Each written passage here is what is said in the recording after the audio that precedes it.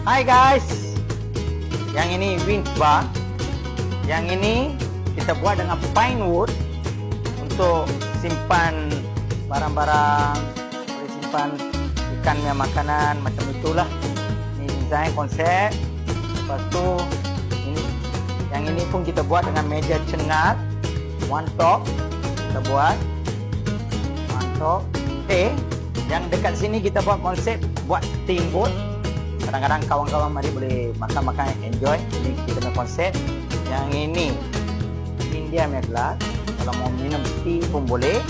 Kita buatlah satu design. Okay, ini winch bar punya konsep. Yang buat ini plate. Diorang apa-apa nak design, kita pun boleh buat. Diorang apa design nak, kita boleh buat. Ini punya company pun kita boleh buat. Lepas tu yang ini kita buat dengan kayu TNB tiang.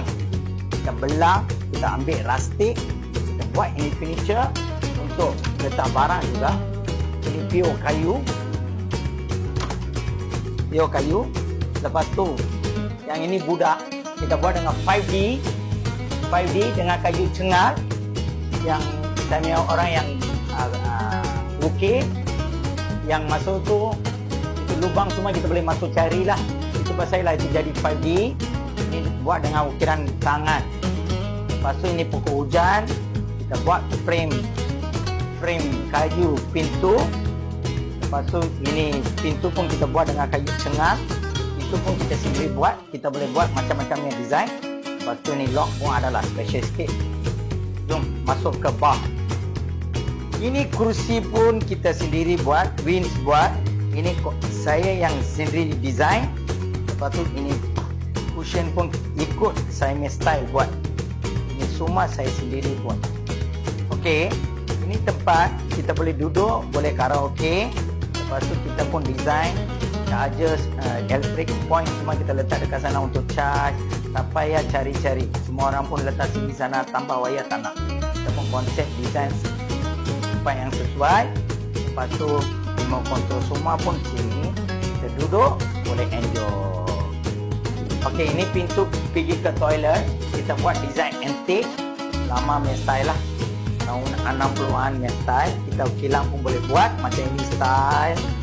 Dia punya belakang pun, dia punya ensil macam ini. Toilet winch bar.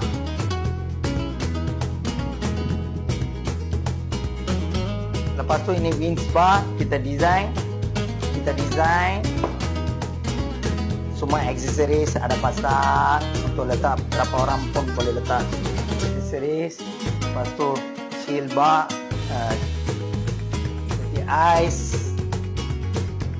Lepas tu ada yang ais peti kecil dengan tempat letak mangkuk, nampak kemas lah. Lepas tu ini tiles. Ini tiles kita main antik. Ini marble kita join saja buat satu design. Lepas tu ini pun kita main design modern baru di tiles.